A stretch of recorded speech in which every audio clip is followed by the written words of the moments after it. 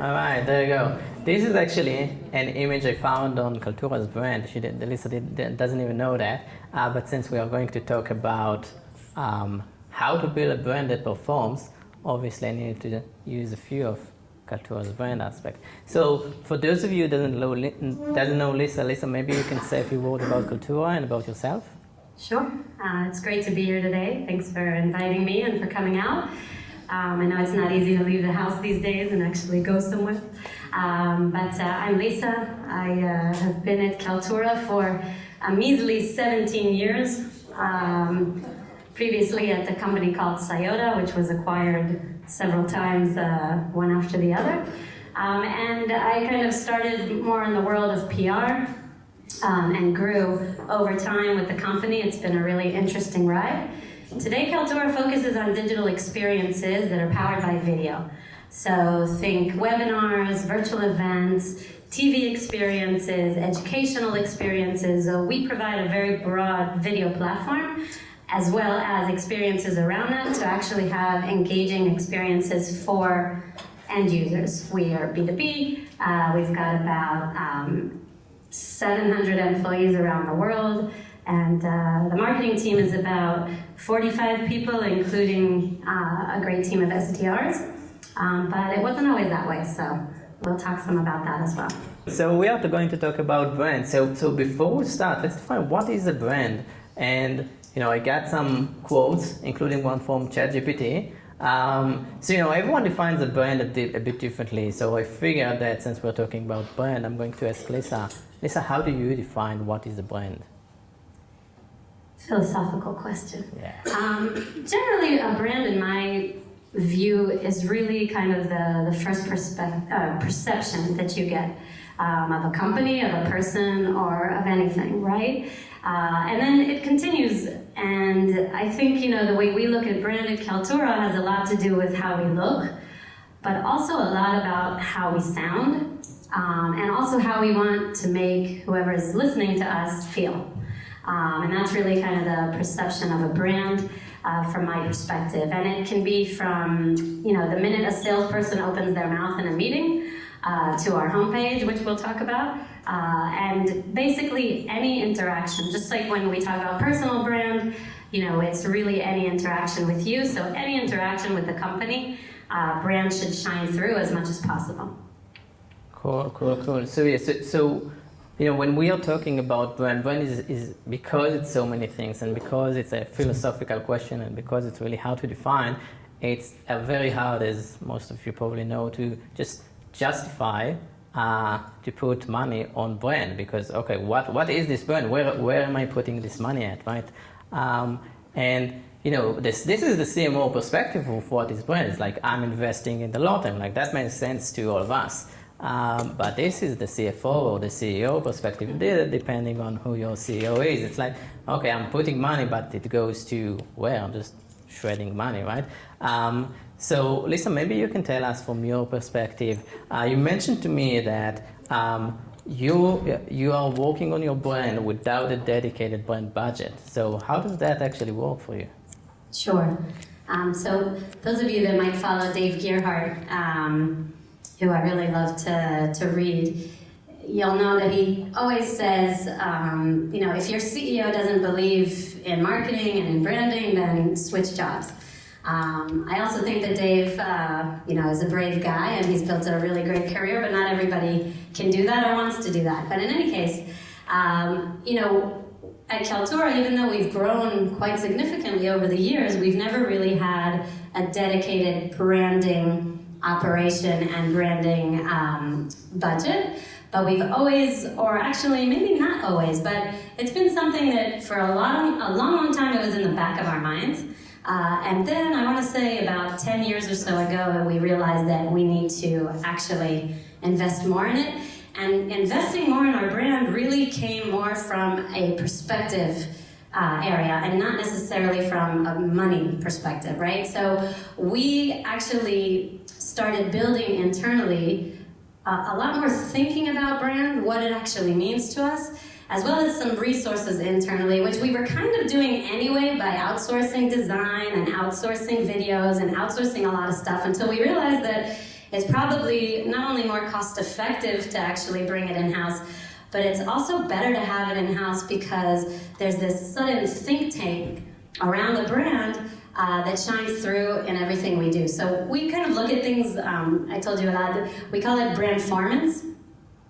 So it's critical for us that even though most of our budget, if not all, is going into performance, growth, demand gen, etc., the science, so to speak, that we never lose sight of the brand. So we invest a lot of time in thinking about the brand and creating guidelines. If you go to brand.kaltura.com, you'll see our brand book, and it's something that we created, I want to say, 5, 6, 7 years ago, but we're constantly refreshing it.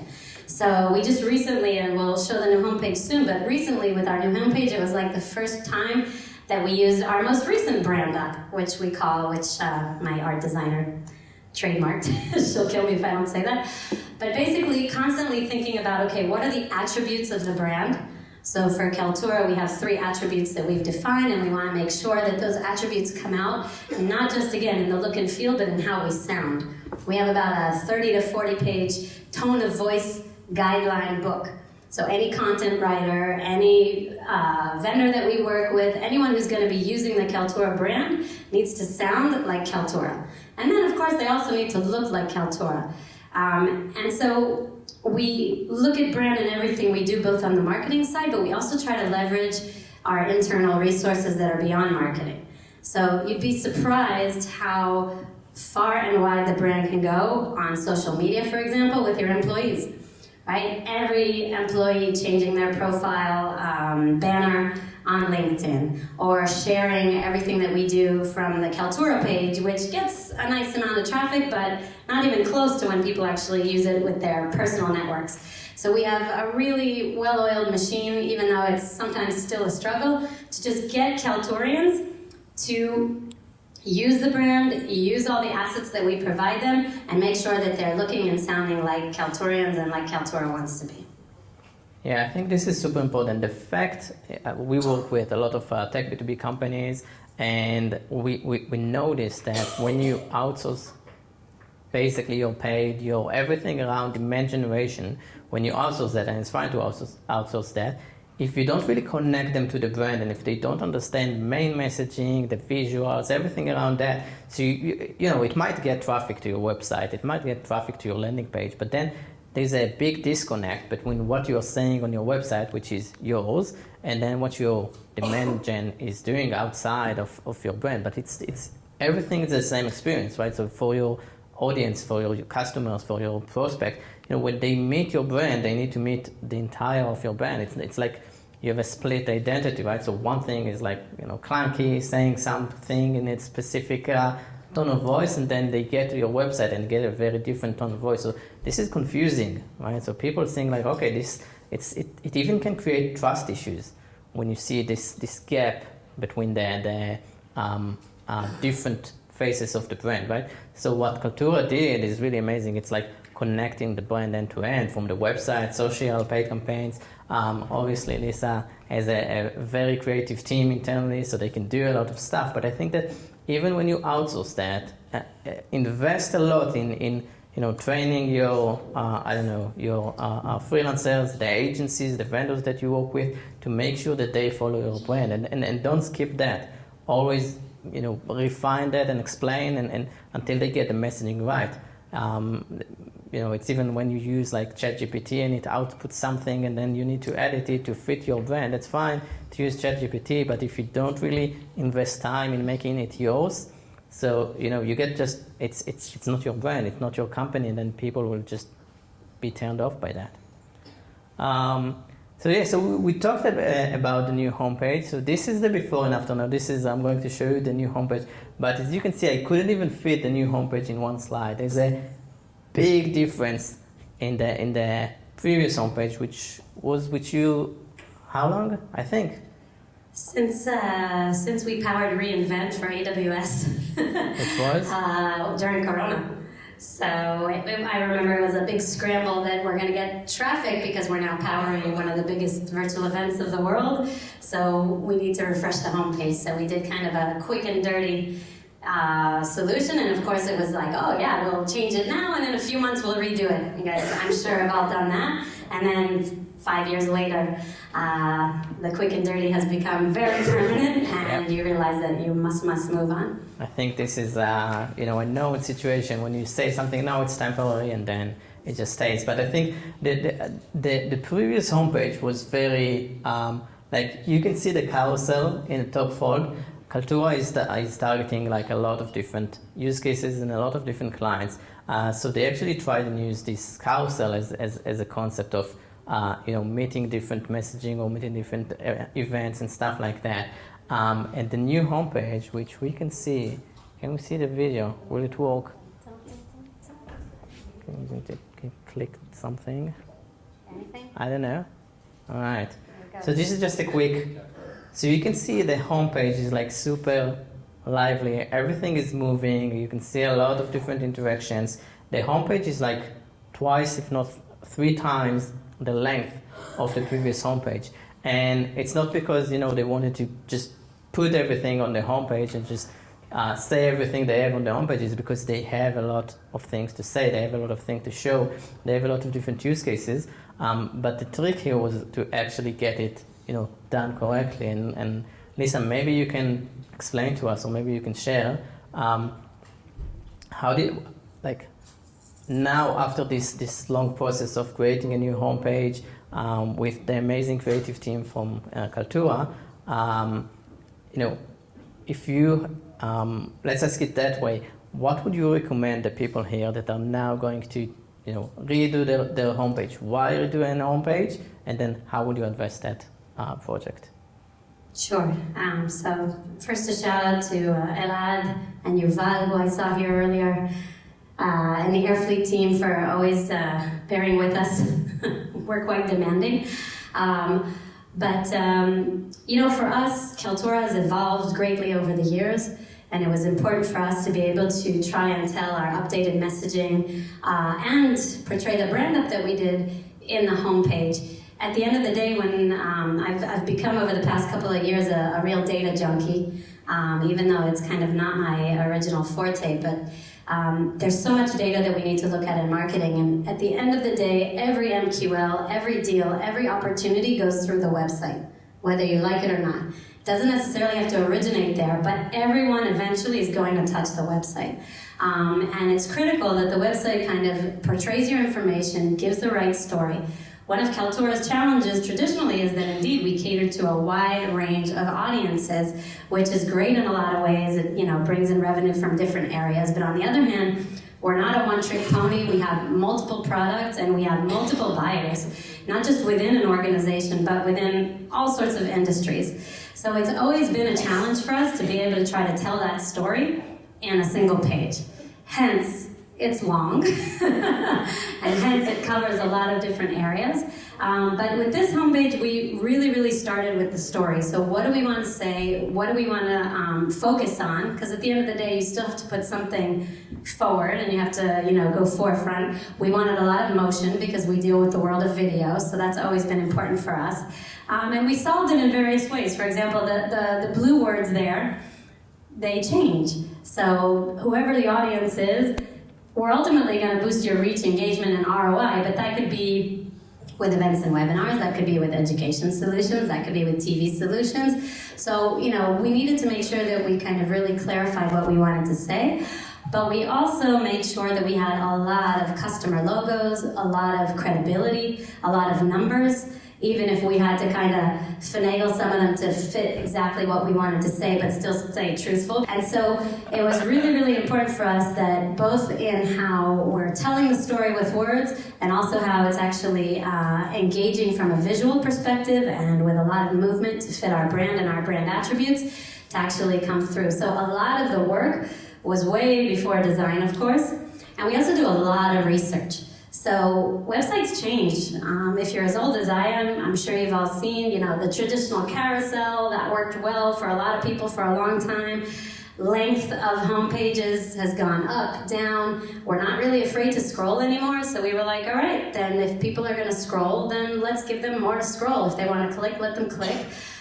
So a lot of research and a lot of kind of references and looking at other homepages, both from a content and a component perspective, a usability perspective. Like I said, every person that is in our funnel at some point is getting to the homepage or to the website. A lot of thinking and then trial and error as well. So indeed, this one wasn't quick and dirty, but we'll be constantly looking at the results and trying to fix things and improve things, get the scroll depth even deeper, etc., etc. Yeah, I think the planning aspect of that is like super important. It's like it's not even planning of okay, how will we design in the wireframe? It's like who are we catering? Who are the audience? How can we get this one messaging that will fit, or the main messaging that will fit, but still cater to different use cases, to different audiences? So there's a lot of research to do, and as Lisa mentioned, websites are not what they used to be. Nowadays, even if you go to different tech B2B companies, and I'm sure some of you have your own websites to check and refer to, so it's sometimes more of the same. And if you don't really think about how you can utilize the technology, how you can utilize web technology, and what you can do different to actually, personalize, to create more interactive experience on the website, and in general do more on your, not just the homepage, but the website itself, so you are missing out. You are missing out the audience that will land on your homepage and will say, okay, got it, next, right?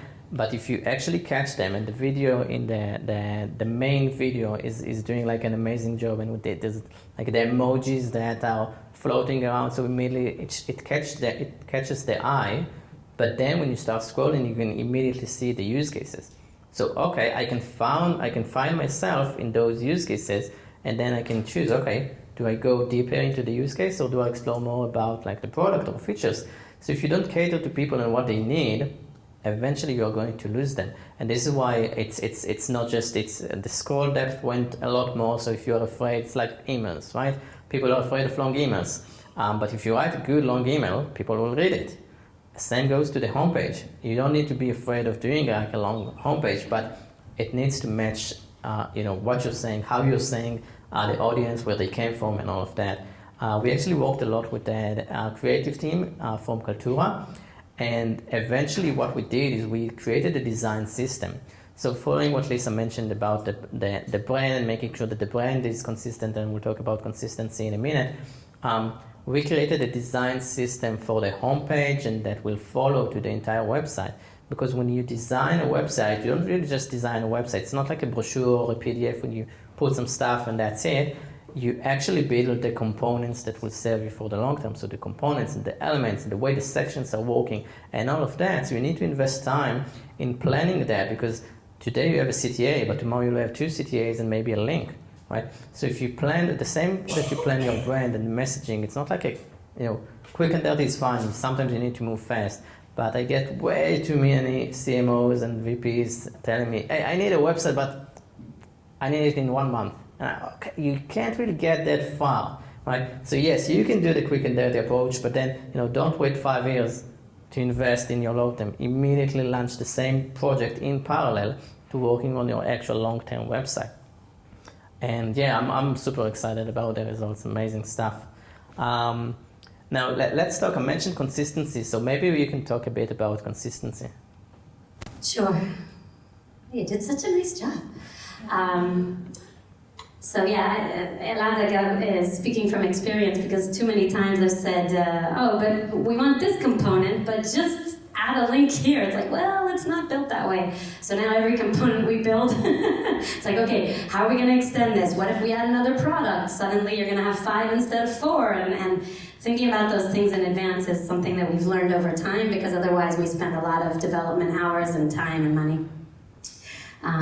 So consistency. I mentioned before, Kaltura doesn't have really a dedicated branding budget, but brand is super important to us. And over time, we've actually gone from selling to kind of the more IT buyer to marketing buyers, right? So we're now selling to ourselves, among others, and marketers care about branding. So it's important for us to have a brand that actually shines through.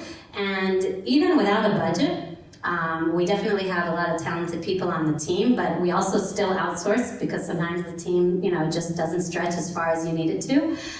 So consistency is really, really important. I mentioned before, the tone of voice, the look and feel, but it's also about consistency. So, many, many times we'll work on a project, for example, our flagship event, Virtually Live, which is really thought leadership, etc. Or we'll work on Kaltura Connect, which is more of an in-person event. And for each one of those, we want to create and have created like a mini brand.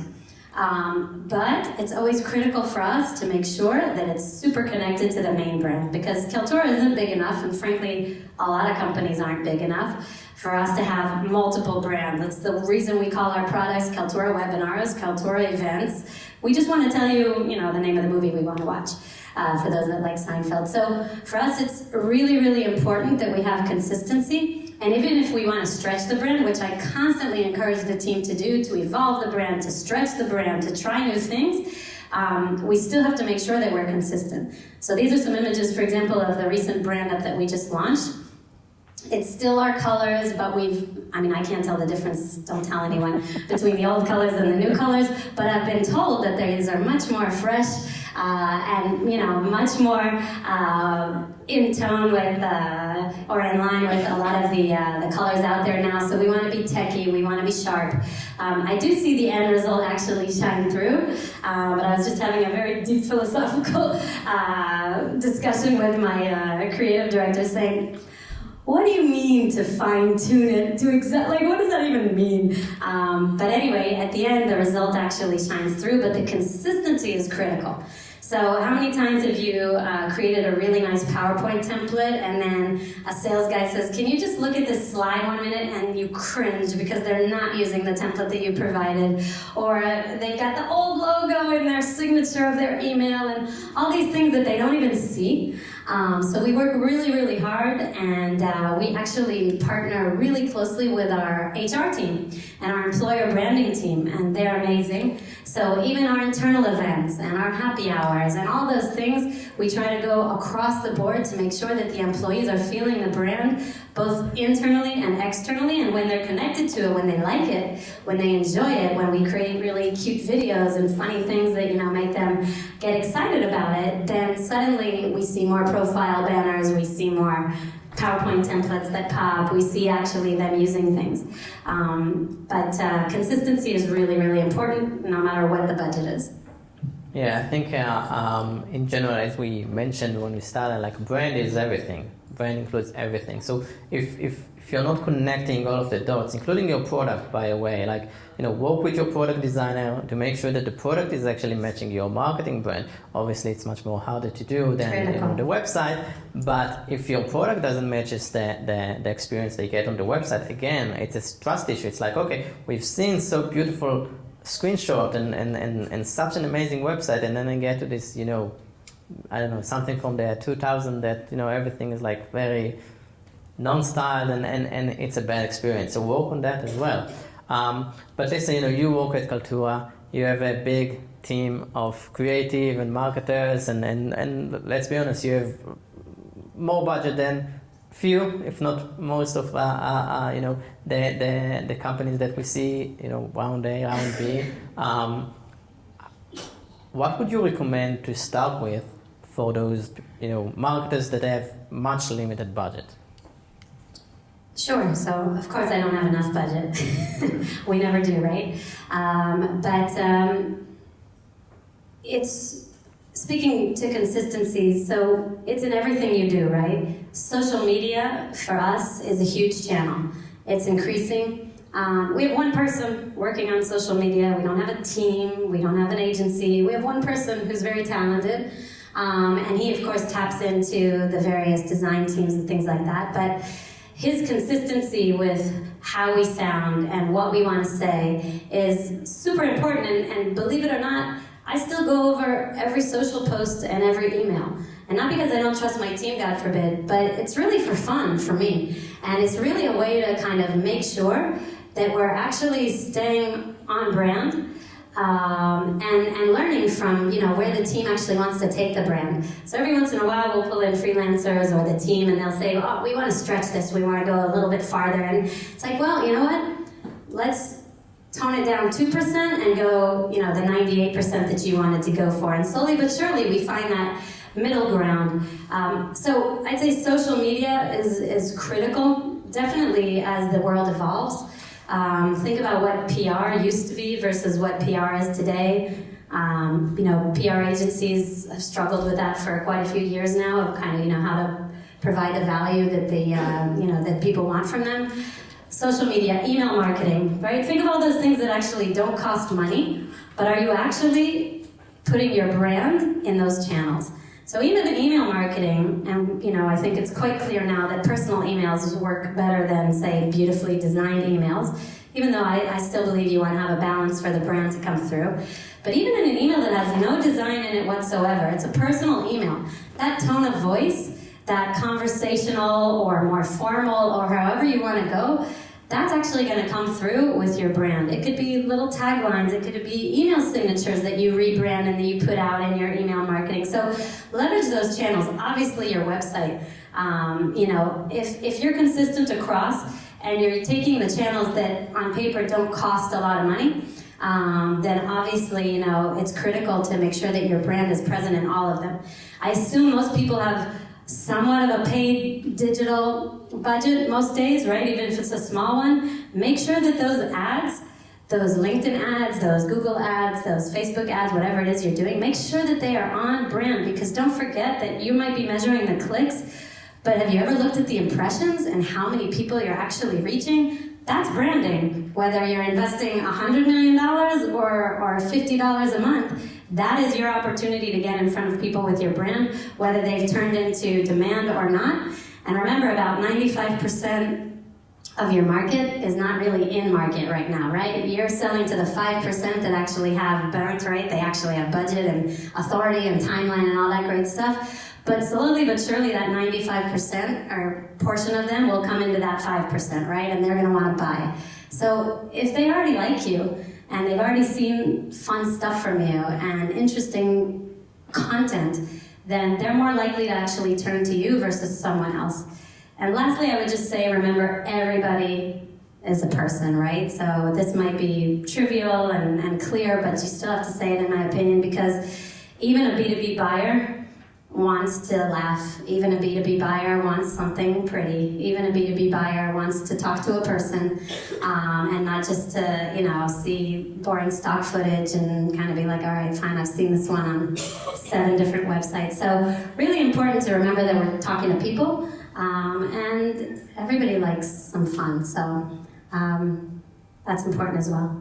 Cool. So quality over quantity for sure, like focus that what you're doing, also embed the quality of your brand in that, because at the end of the day, it's better to have fewer leads that are going to convert than more leads that are going to fail.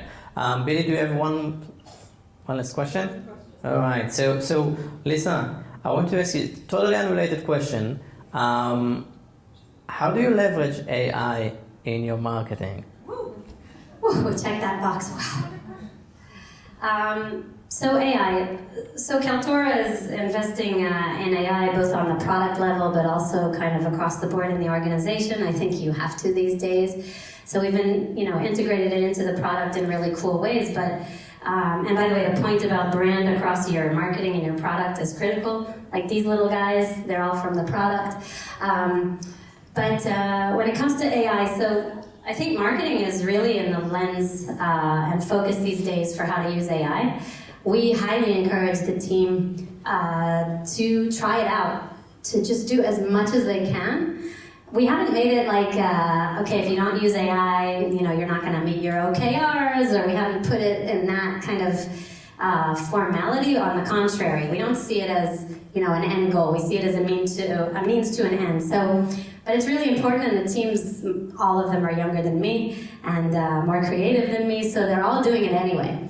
So we use it in our video production a lot. We do a ton. We're big believers in repurposing. So we do an event, we do a webinar, it's awesome content, and it's gonna die? No. So not just putting it on demand on our site and et cetera, but actually repurposing. So snippets, leveraging a lot of the content on social, turning a lot of our webinars and our virtual events into blog posts. All of these things are done faster with AI, of course, but really we encourage everybody on the team to see where they feel comfortable with it, right? Try it. Obviously, don't create something just based on AI and put it out there. That won't fly. But take what you've got, try to use AI in order to enhance it, and then kind of, find the sweet spot. So I don't think there's anyone on my team that isn't leveraging AI in some capacity. I force myself as well because I know we have to do it. But even the SDRs, if it's writing content, if it's personalizing, if it's trying to reach more people with all sorts of technologies that'll do fast air dialing, there's so many places that we can leverage AI. And also as an organization at Kaltura, we're really internally trying to save salespeople's time, increase productivity, all these different things in order to actually do better, faster. We're still working on it, but lots of trial and error. Amazing. All right. Cool. Thank you, Lisa. That's it. Thank you.